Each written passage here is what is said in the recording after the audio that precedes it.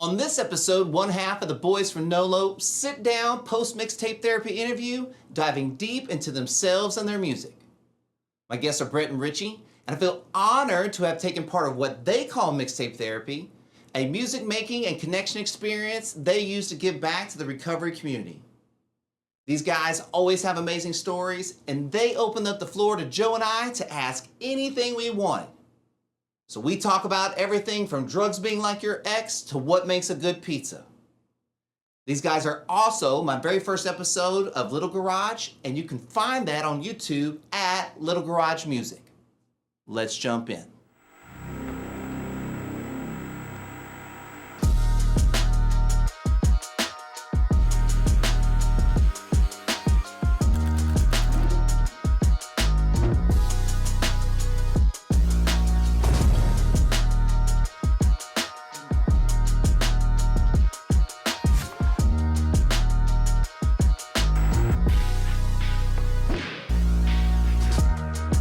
K103.5 The Rock. Home of the Rock. Joe, do you have any questions that you want to ask first? No. Oh, good. I'm just kidding. Thanks, Joe. Moving on. Moving on. Okay, I did have this question, and I don't want to, my girlfriend's a musician, Yeah. right? And so she's always like, it's for the love of music, not money. But I just want to really know, when was the first time that you got paid to do what you love? And anybody can go. Damn. Gotta think back.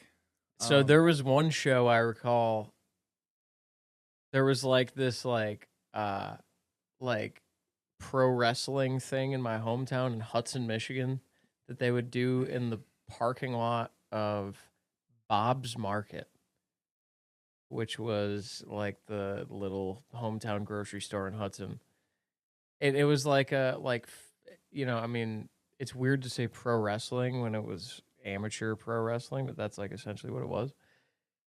And we got paid, we played at this event and we got paid, I think we got $100, but we also got 2 free extra large Hungry Howie's pizzas. And Good pizza.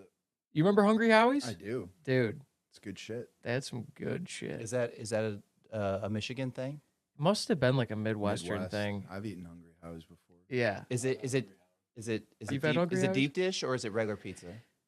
I think it was more deep dish. Now that I think, I don't recall. I don't really recall either. I don't remember that they had some crust options that I was pretty happy about. Additions to the crust? Like garlic crust and garlic Parmesan crust. I think they had some nice crusts.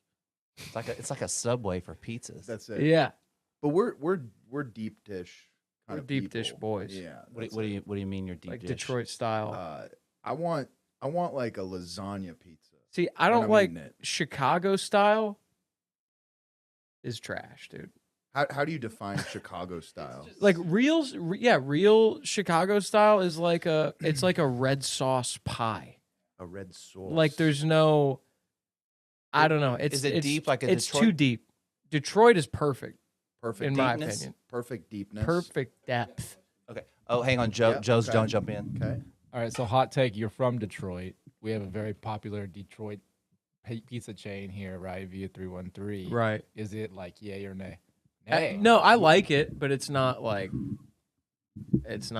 legit Detroit style. Jets is where Jets. that's what we usually I guess go with. Detroit style can mean a cup. I love Jets, bro.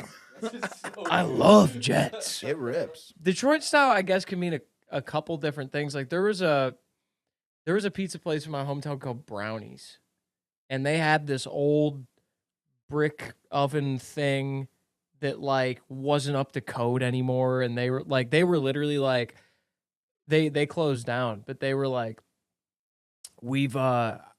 I remember talking to the owner at one point when I worked construction. We'd always go in there, and my boss had a relationship with the owner there, and we'd do work for them and stuff. And he was like, "We're just waiting for us to get our health inspection, and they're gonna see that this oven's too old, and they're gonna shut us down." And they were just waiting for that time. They're like, "We're not getting a new oven.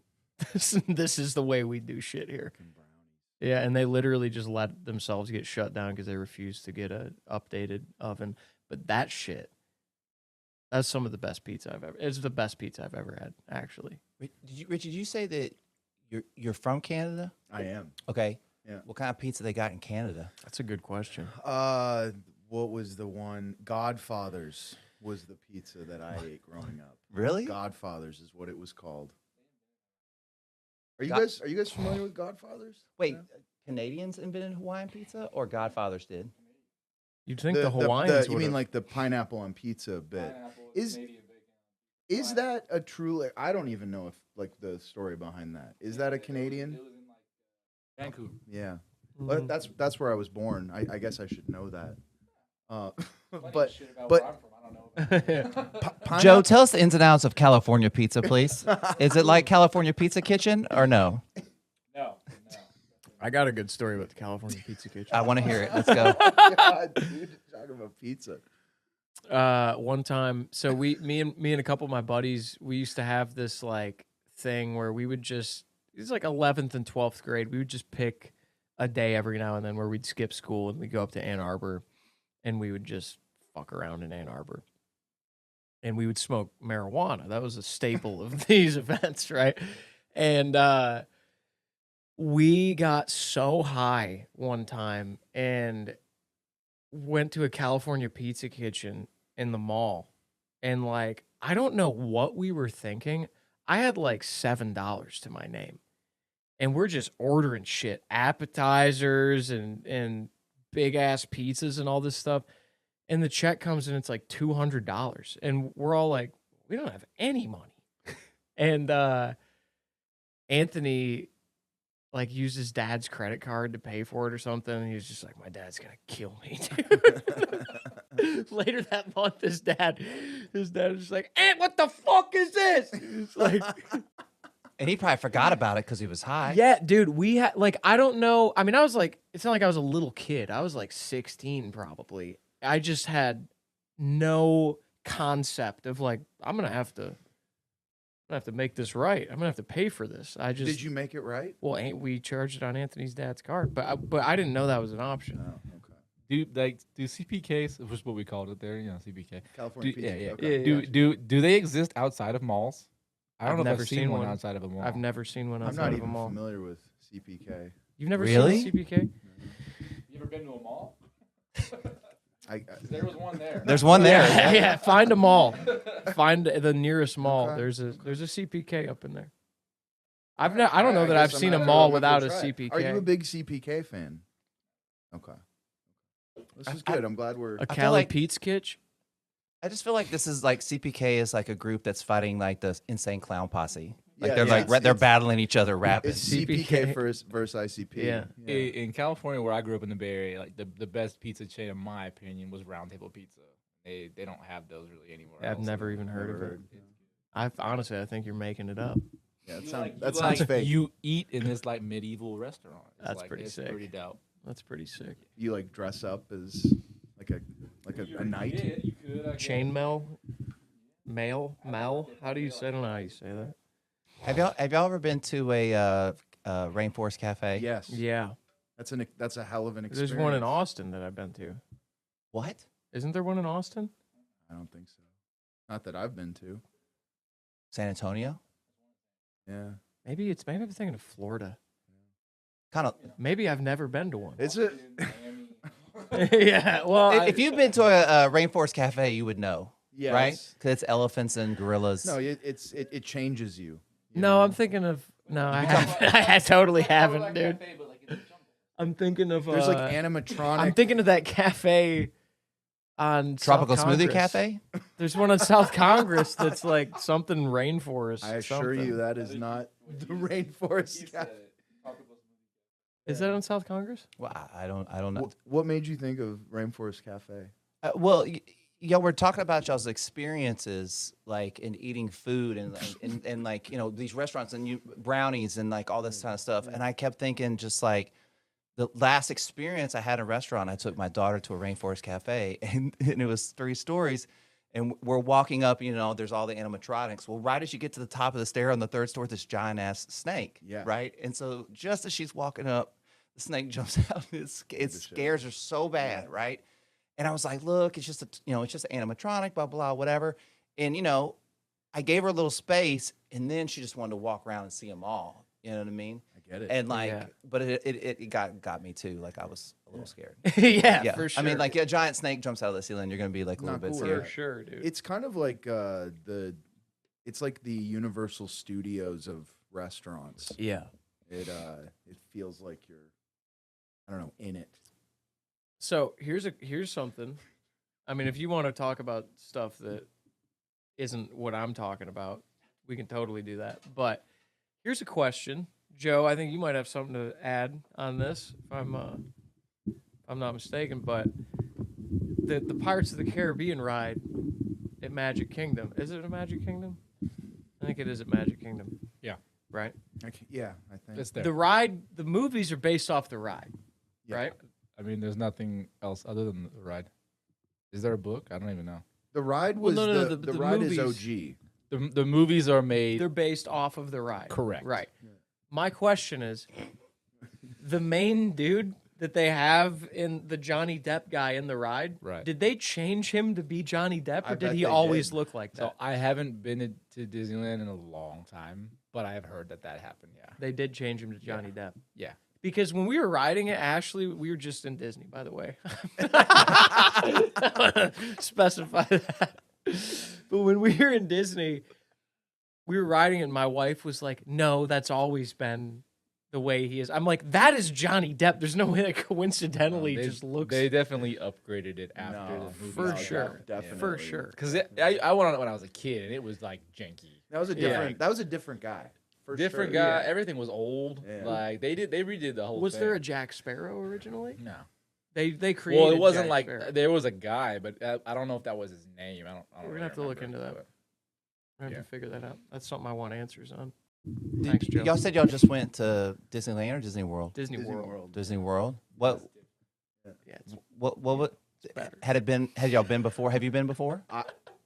I went back in like I went when I was a kid in like 1999. How about you? How Back about, when Rich was like 20, what, 20? how about you, Brett? Hey, when's the last time you'd been before? So I went in January 2021, and then I'm not like some huge Disney guy either. sounds It's like you are, but- it's- I know it's starting to look that way. And then I went when I was like 16 with my girlfriend at the time and her family. But yeah, Can I ask you, we don't have to leave this on. Did you have sex with your girlfriend while you were there? correct. Okay, just checking. I don't know. I don't know why. Not like in the park. I know not in the park, but I just wanted to ask, like, you know what I mean? Because you're with their parents on vacation. And I was like, will he do it or will he not do it? Yeah, We worked it out. Yeah. What was it like? What was it like to go to Walt Disney World, like as a band? Kind of was all the whole guys, right? Yeah. What was it like to Well- go as a band and go do that, or with the spouses and stuff too? Yeah, and we had some friends there with us. Too, Yeah, it was cool. I mean, it's hard to like, especially with our friend Phil. You'd have fun interviewing Phil, or maybe you'd hate it. Be one or the other. But it's hard when you get us. Poor to- Phil. He's just getting shrapnel. all Well, over the place. you get us together in like a public space or just a situation where we're supposed to like be serious, and we just turn into clowns. Like It gets. it was especially when Phil's there. Like it's a nightmare. like Phil on the airplane, like just flying with him is a challenge, and I Like, can't help but get wrapped up in the dumb shit. that Give he's me an doing. example. Like we had like 2 sets of AirPods, and we were listening to like the Migos or something, and we were just coming up with these dance moves to the songs, but they On weren't. the plane? Yeah, but they weren't like they had nothing to do with the lyrics or anything. They were all like vaguely like homosexual dance moves, kind of. Like I don't even know how else to describe it other than that. Just very Rich is like, you should stop describing it right now. Richie was there for the whole thing. It was a hell of a thing. It was so funny, dude. But I mean, and y'all are doing all this sober. Yeah. yeah, Like, you know what I mean? Yeah. yeah. There's people in there playing. They're like, these guys are on drugs and drinking for sure, acting ridiculous. No, it's For full- sure, full- for sure. Fully clear-headed. Yeah, Clarity. we just have problems. Yeah, we do. with Okay, mainly Phil. let me dig in on this a little bit. Do you really think it's a problem, or do you think that you've seen and done and experienced so much serious shit that you realize that like it's not that serious? Does that make sense? What's that like? Like just life in general. Like we were talking about, like Brett, you're going to be 30, Yep. right? How old are you going to be? Unfortunately. I'm 37. Okay, so you're a little bit older, but like y'all have had a lot of life in this short amount of time. Yeah. And I think when you experience a lot of life, you've had a lot of experiences, you start to realize, oh, like this doesn't matter that much, or that doesn't matter that much, or whatever. So you act. I feel like you act goofy, or you're not as serious about it all the time. Yeah. I think that's like, for me personally, that's been one of the biggest shifts in my life. Because there was a long period of time, even before my addiction, where I just straight up, I took myself way too seriously, and everything to me in my life just felt like I turned it into this like do or die kind of thing, and there was so much pressure, and I still struggle with that shit today. It's just way less, and no, that was like a big thing when I got sober. Was like, I don't want to take life this seriously. Like it's not fun to live that way. I'm not present when I'm taking shit so seriously all the time, because I'm always thinking about like, how's this gonna go, or like, I overthink shit, and so being able to just, I don't know, just have more of an attitude of like, man, shit's not that serious. Life is a short experience, and I'd rather try my best to just enjoy the ride of it rather than getting wrapped up in fear or worrying about what people think, or all that shit. It's just not fun, and that was definitely a big issue for me growing up in my addiction, but getting sober was like, I just want to fucking enjoy my life and have fun and stop overthinking everything. So, yeah,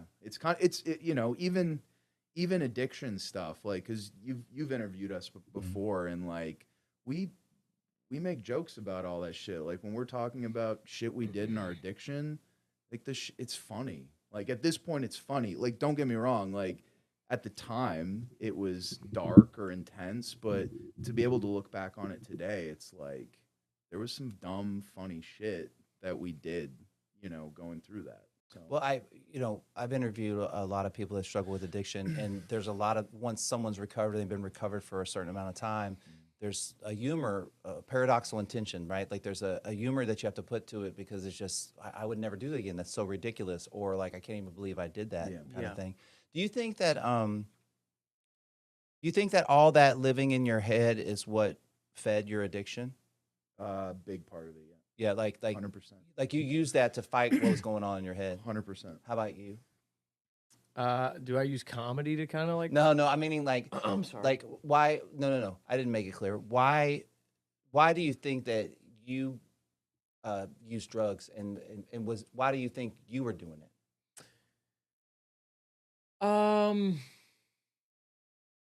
Man, like at a base level, just drugs are fucking awesome.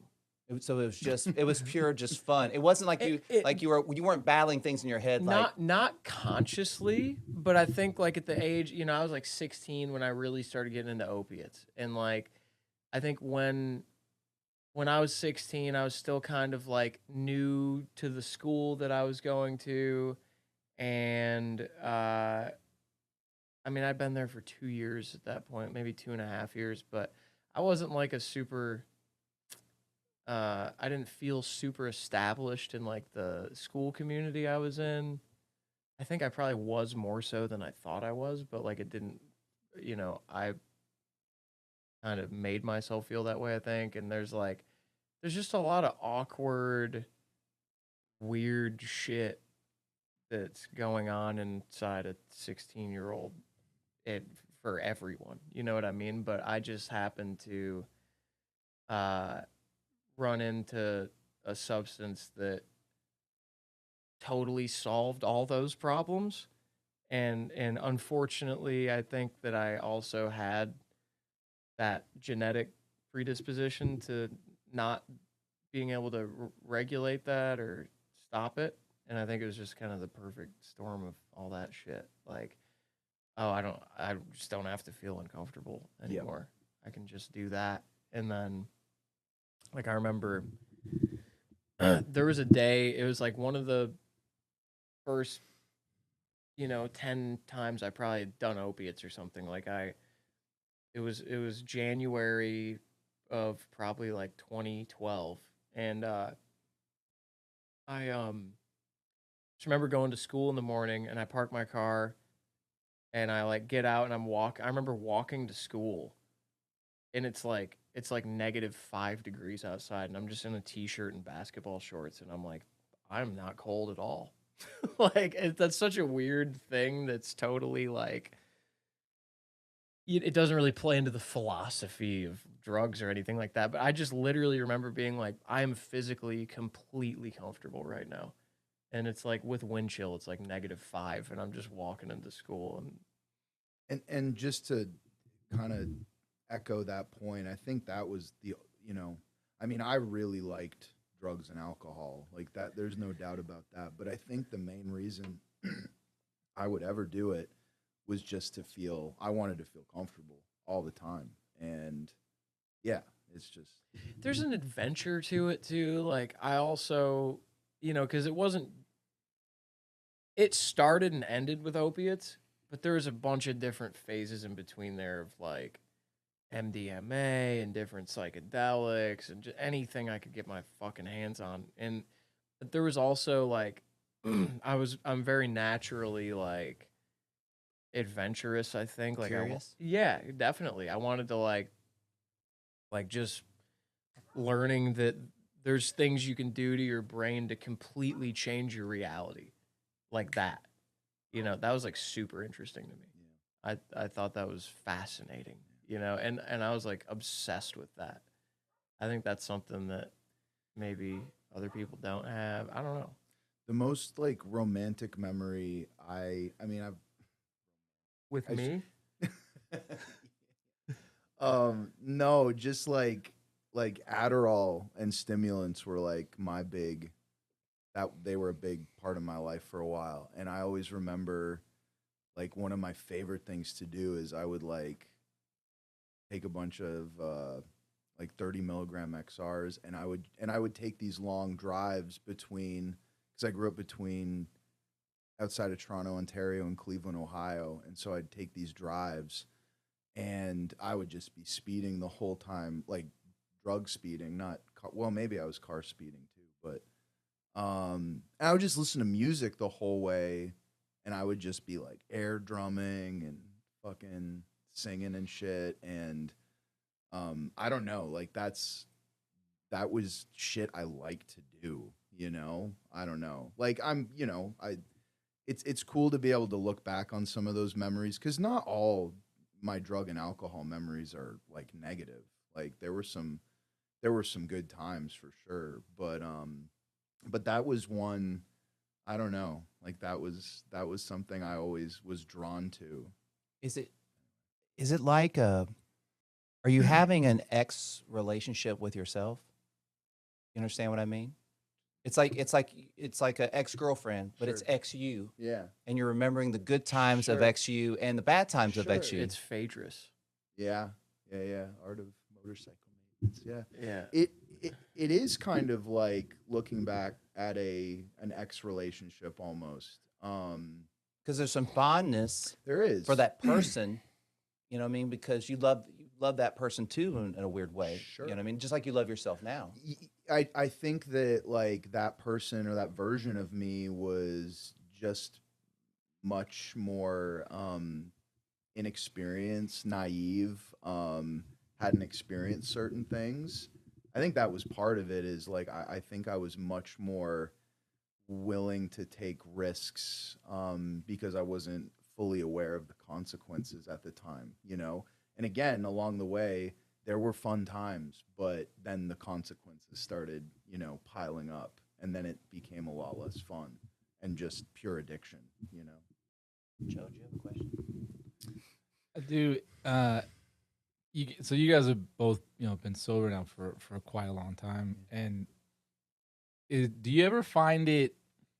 I want to say this the right way because I don't want it to sound like really negative. But No. Do you ever find it for it. like annoying to have to like almost describe yourself as a sober person, or do you feel like an obligation to do that necessarily? I guess probably because I'm curious because like a lot of people, everybody that I know that is sober, like I know they are, and Yeah. it's not necessarily because like I've offered them something. It's because it's kind of like a told thing to just kind of like get out there almost to like Sure. to kind of get off your chest so you can kind of like not have to have that conversation or whatever. But I always wondered if it ever becomes like this, like a burden of like I have to like make sure that this is the lifestyle that I'm living now. And I know that you're both very proud of being sober and you very well should be, but I feel like there's got to be like this sometimes like man, I would love to talk about something other than being sober, I used to. I think when I first got sober, I was a lot more quick to be like, just letting you know. But here's some things I I'm don't sober. do. You know what I mean? But I don't really do that anymore unless like if it comes up, I have zero problem talking about it, obviously. But like, I almost get a kick out of not even saying that like I am sober, like it shows and stuff sometimes. There's been times where people offer me drinks or whatever, and I'm like, no, I'm good. And they're like, why? And I'm like, I just don't want to.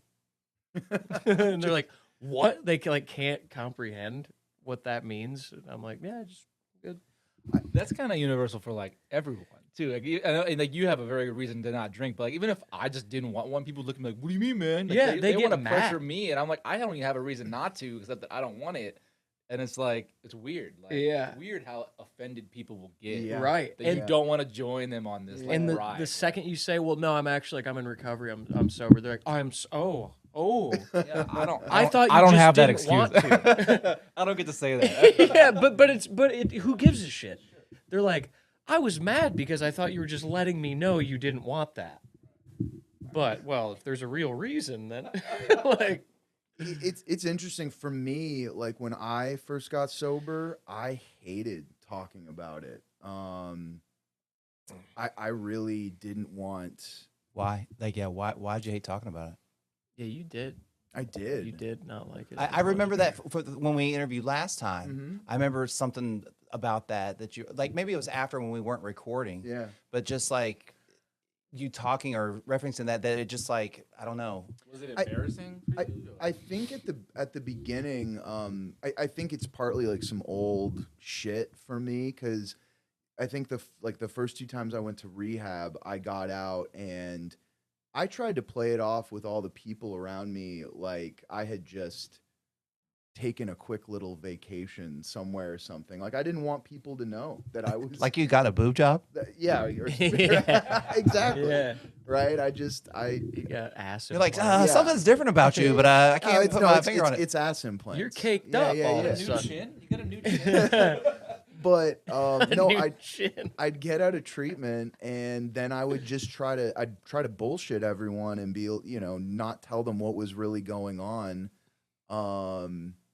I don't know. I think a lot of it probably was some ego shit and just not wanting to be perceived in that light. I think I also subconsciously, I was scared to fully admit to myself and to everyone around me that I truly had a problem with addiction. Because I think I always wanted to leave the door open for the possibility of going back to drugs and alcohol. You always want to go back to your ex. That's it, right? You want to leave that door open, right? So She did that weird stuff, You're, hey, you're sending him a text like, "What's up? What are you doing? Yeah. You awake? basically. You awake?" You up? Yeah, right. But this last time, I think in the beginning of getting sober, I don't know. I think I had this thing with me where I was like, I don't want, my whole identity. My whole identity. Go ahead and take. Struggling to say that word. We'll take that again. I didn't want my whole identity to be defined by addiction or my recovery status or whatever. At this point today, I just don't give a shit. I really don't. I enjoy talking about it. We work in mental health and addiction. treatment, so it comes up a lot. It's just a very normal thing to talk about now. So yeah, it's kind of normal. The only thing I have to compare it to is when, like, I'm very heavily tattooed, right? And so when people want to talk to me about tattoos, like, you know what I mean? Like, sorry, people that talk to me, but like, I don't want to not talk about it, but it's also like, it's just like, I just have tattoos. It's like, I'm just sober. Yeah. Like, I mean, it's not something I think about actively or whatever. It's just who I am. You know what I mean? How many rounds did it take you to finally like say that's it? Like I know you're like always an addict and you're always like that worry that maybe you'll have to do it again. But you've been sober for a long time at this point, right? I mean, like longest you've been sober since you started drugs, right? Absolutely. So how many times did you have to kind of go through the process before it kind of? I know sometimes it's the first time and people get lucky and that's it, and sometimes it takes like 6 or 8 or whatever. It wasn't first time. Me neither. There was some times I tried before I ever went to treatment or anything like that. Like there was an instance where I got kicked out of my job, and there's like the first time my parents found out I was doing hard drugs, and I went to like an IOP thing twice. I had to like meet with a therapist. And then there was like a couple times, after that where I just kind of tried to, I was constantly sort of always trying to stop on my own, like here and there. But I mean, we're talking for like, 2-3 day stretches of like, all right, I'm putting it down. And then, I'd be like, it's my birthday. Buy fucking, 10 Percocet or whatever. Like you've earned it. Yeah. I remember one time in particular, I was like, it's my birthday. I'm going to fucking rail some Roxys, dude. And, but yeah, and then I went to treatment, to actual like inpatient treatment 3 times. But and that was mine too. I went to 3 inpatients, but I was going to detox units so many times. Like between 2011 and 2016, I was going to hospital detox like once every few months. It was just getting so bad. And I would just argue with the staff there. They'd always be like, you need to go to rehab. And I'd be like, no, I'm not doing that. So I don't know. This last time I was just so over it. Like I finally was like, I can't keep doing it. Like I'm miserable. And that was the turning point. But I wanted to say one other thing about the question from before, like with talking about it. I think there's something I kind of, I won't actively go out of my way to be like, oh, I'm sober, let's talk about it, but if there's like an opportunity or like I'm meeting someone and it feels natural to kind of bring it up, I'm totally cool with it, especially because I feel like I've made a lot of connections with people by doing that, by just being completely transparent about it and just being like, yeah, I struggle with shit. I still struggle with shit. I have, issues with perfectionism and control and fear and ego and, whatever. Like, usually by letting that guard down, what I've found is it can make other people feel comfortable to let their guard down. And I don't really want to spend time talking about the weather with people. I don't like those kinds of conversations. Although it has been excellent. It has been excellent. And we could talk about the weather today, but I'd rather like get to know someone on like a real level. So I'm kind of happy to, again, if the opportunity feels natural to talk about it, and I feel like it would be a way of connecting with someone. I like doing that shit. Do you think that in that moment you're presenting yourself authentically, like this is authentically who I am, and that's what they're really gravitating towards? Maybe I hope so. Yeah. And that's important to me. Is I think that's why I feel more comfortable talking about it today. Is I don't like, because I used to live in my head around, oh, how am I being perceived? How am I presenting myself to others? And that shit's exhausting. And I would rather just be myself. Yeah. Do you tend to hang around like environments or groups of people that don't drink a lot, or do you kind of have a mix of a lot of people? Because I guess my question is, there's two parts. There's that part, and then the second part was if you were in a different band with three other dudes who did drink or whatever, do you think you could like do that effectively? Do you think you could be a part of that band just as well as you could the one you're in now? I think at the beginning, especially when we were all getting sober at first, I think having that real strong sense of solidarity that like, hey, we're on this journey together of recovery, and staying sober, like it was very helpful. I think today, like we hang around people who drink, and it's not a, I don't know. I feel very comfortable with myself knowing that like I'm good with it. Like I don't want to drink, but I totally respect and don't judge anyone Well, else you who perform wants at to. bars, so like you have to be Yeah, around it, right? It's fine. But yeah, it's yeah, I guess that's one of the coolest things about all this is like when I think about why I got sober, this especially this last time, it was because I want to experience life, and I don't want to be afraid to go do things. Like I don't want to be afraid to go to a bar or to a house party or whatever and just be like, "Oh shit, I'm going to use." And again, like that's real shit, and I've struggled with that along the way, but that's one of my favorite things about getting to do some of this work, the work of recovery, is getting to a place where I can be around that stuff, not in like a cocky kind of way, like I still have to be mindful and cautious, right? But I don't go to these places anymore and have this crazy shit going on in my head about like, God damn, I wish I could drink a beer or have a shot or do cocaine. I'm sorry, go No, ahead. is it accumulative? Like, is it like the longer that you're sober, like the easier it is, or is it like one day could totally just, you know what I mean? Like, For me, it has been like accumulatively easier as it's gone. But you see people all the time that have like 5 to 10 years sober that they're out in the fucking woods smoking crack all of a sudden. I'm dead serious. It can like hap- I'm dead it- serious. That's a specific example. Yeah. But Yeah. yeah.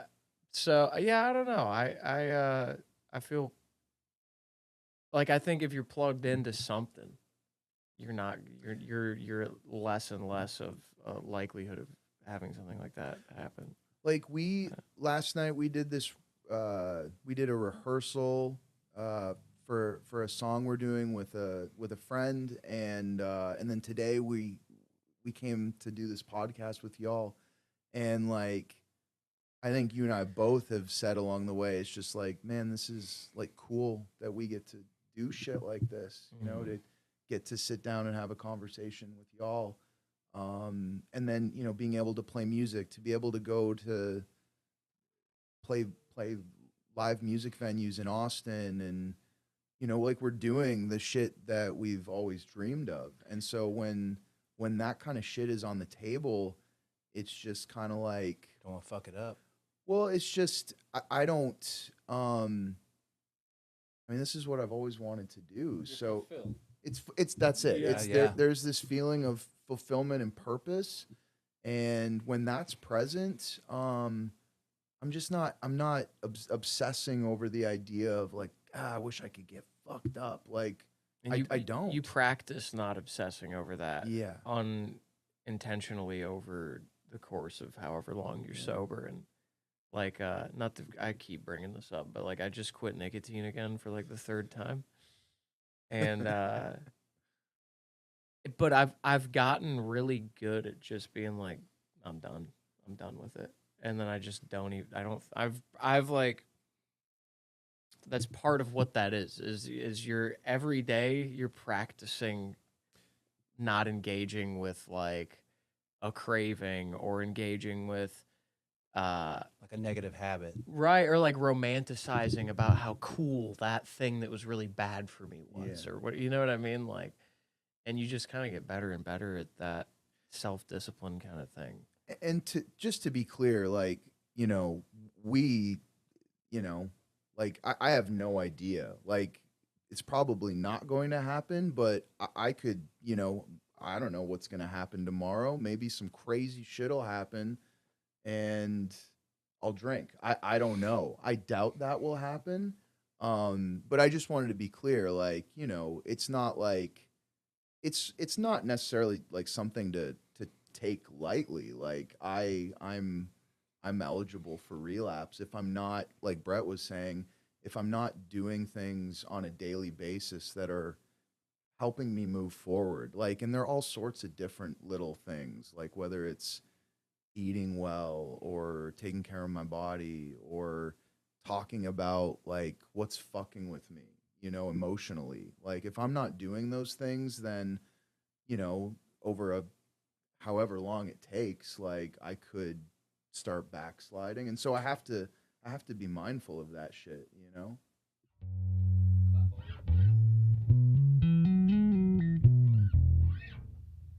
Cool. The song is called Sundowning.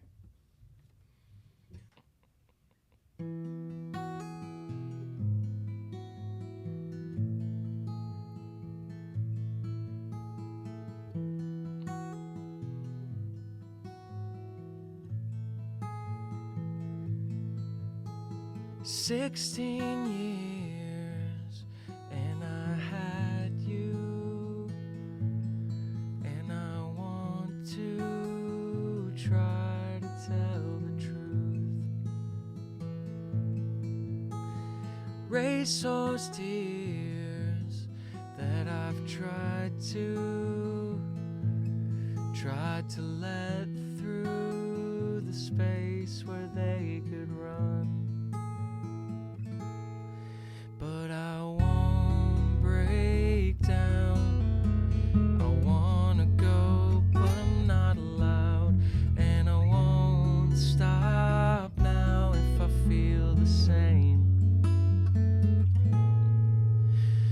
Brand new fears I'm not used to, and I need to try to shake it loose. I said for years that we should talk more. As I reach for hope in the setting sun, but it just goes down. Another day and you're not around, and I'd always known that I'd feel the same. 60 years I've held on to, and I'll walk through any space with you. No better place than here, not where you wound up, not where we found love, but where we say goodbye. And I've seen you fade, we're in between your better days, but there's something left that feels the same. But I won't quit now. I wanna go another time around, and I won't stop now if it feels the same. And you're almost there. It's just beyond where we're not aware, and there's always something that feels the same.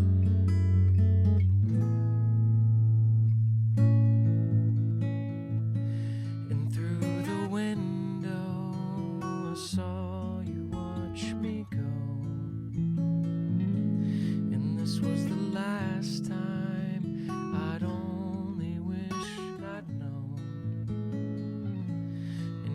on my way back, I added up the years to only think that when I came back, all your things are ready to go, dear, and let the car run. Maybe we could get out of here, and all your things are ready to go, dear, and let the car run. And maybe we could get out of here, and all your things are ready to go, dear, and let the car run. And maybe we could get out of here, and all your things are ready to go, dear, and let the car run. And maybe we could get out of here.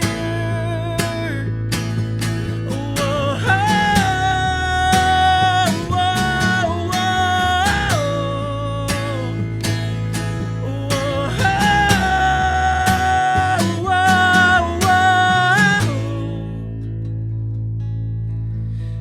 I left the car running, maybe we could get out of here.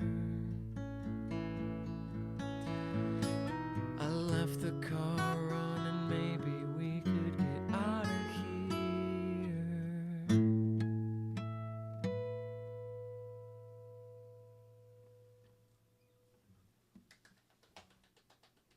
All right. That was pretty good.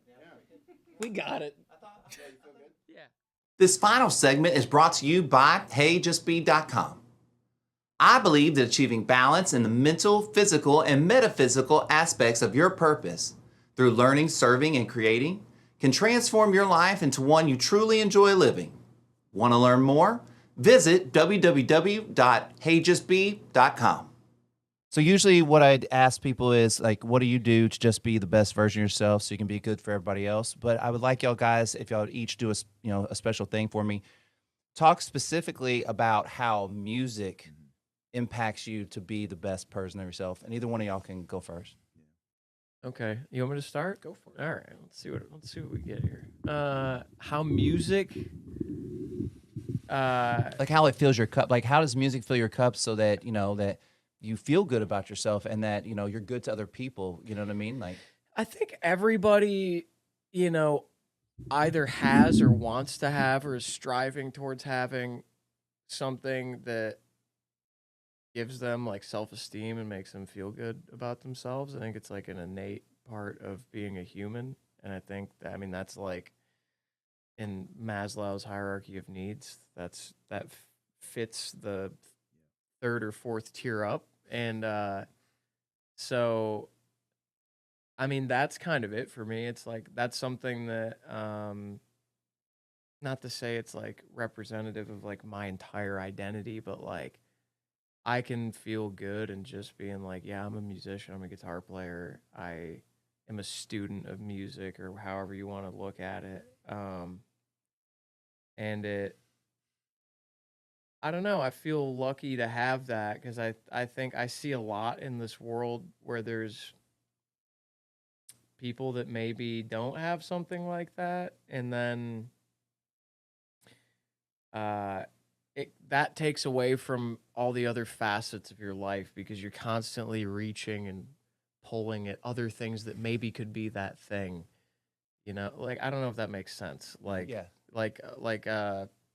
I think before I felt so secure in saying kind of what I just said, or saying like I'm a musician or I'm a guitar player, I'm whatever, like, I would try to find self-worth in other things like unhealthy relationships or obviously like drugs and alcohol and things like that. And it's like when you're secure with who you are and what you do, and again, there's more to that than just music, but that is a big part of it for me. When you feel secure with that, you're just free for all the other stuff where you don't need to be like, oh, I have to make that me or whatever. You know what I mean? I don't know. Yeah, no, that's great. It's a big question. I'm gonna try to be as nice as I can. I just, I think some of my like biggest values in life, and I've learned a lot about these values that I hold close to me since getting sober this last time, because I don't think I was very clear on these things when I was in my addiction or even before. But like being able to create, that's just one of the most joyful things in my life. And being able to create music, to be able to do it collaboratively with someone else, that's really like sacred to me to be able to do that. And it's hard to like put it into words. It's just like when you, because we'll have this like when we're writing together, like those moments, like, and sometimes we'll go through a lot of bullshit, you know, to get to something where we're like, this is cool. Like, you know, like you just kind of know in the moment where it's like, oh, I think we're scratching the dirt away, you know, from this part that we were kind of searching for or whatever. And those are always moments of like pure fulfillment and joy. So like being able to create, just it's fulfilling. I think the other piece of it for me though is like music is such a connective experience. Like even when we were doing that jam before, like there's an energy exchange going on and there's a connection happening. And I know for me, like when we play shows or when we're playing live and there's an audience that's there engaging with us, there is nothing like that feeling for me personally when there is an energy exchange between an audience, a band, and then we're exchanging energy on stage, and it all starts feeding one another. And that is, I don't know, that's just like to me, that's the most powerful feeling with music, when you get to play something that you were a part of creating and getting to share that and connect, use it as like a vessel to connect with other people. I don't know. Like I guess I'll say it like this. There was a long period of my life where I was just very isolated from the world, from myself. And today with music, I feel this sense of connection with my bandmates, with an audience, and then with myself too. And feeling all those senses of connection, it 100% just helps me be a better version of myself, if that makes sense. That's beautiful. Joe, thank you so much for coming in and doing all this stuff. Yeah, thank you Guys, thank you so much for coming and doing this stuff. If you want to push those mics forward and everybody give me a hug, everybody down for a hug. And hey, thank you guys for having thank us. y'all. We appreciate y'all. Bring it in. All right. Boys. Thank you. Thank y'all.